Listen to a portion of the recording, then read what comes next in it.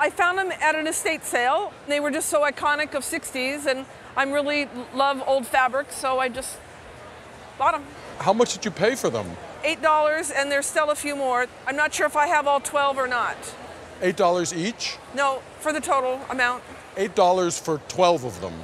Yeah, So or 11 or 12. They are great fashion images. Bill Atkinson was a designer of some renown, not enough to be known by my colleagues here at the textiles table, Oh, really? who I consulted with them. Okay. They hadn't heard of him, but then I consulted my other colleague, the omniscient internet. Atkinson was actually a very renowned designer in the 1950s and 1960s. Okay. He began his life as an architect. And curiously enough, an article in Sports Illustrated from May 7th, 1956, describes Atkinson as follows. They say, Atkinson was an architect who has applied the precise standards of the building trades to the making of women's clothes. A little further research shows us that Atkinson is one of the people attributed to making sort of casual and sportswear more our everyday wear. And I think we really see that here in some of these fantastic designs. I think you can see the architect's eye in some of these designs. The very straight lines, also the continuous repeating patterns that we see here and in the bathing suit design closest to you. Now, do you have any idea what these were used for?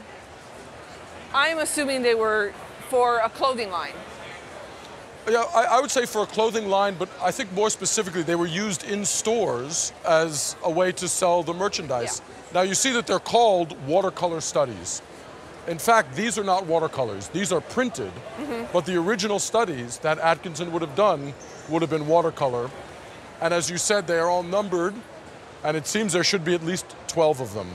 Glenn of Michigan was the dress designer who turned Atkinson's designs into clothing. And to my eye, these are probably late 1950s, early 1960s. My colleagues at the textile table told me that old design is new again, and contemporary designers keep looking back to older designers for inspiration.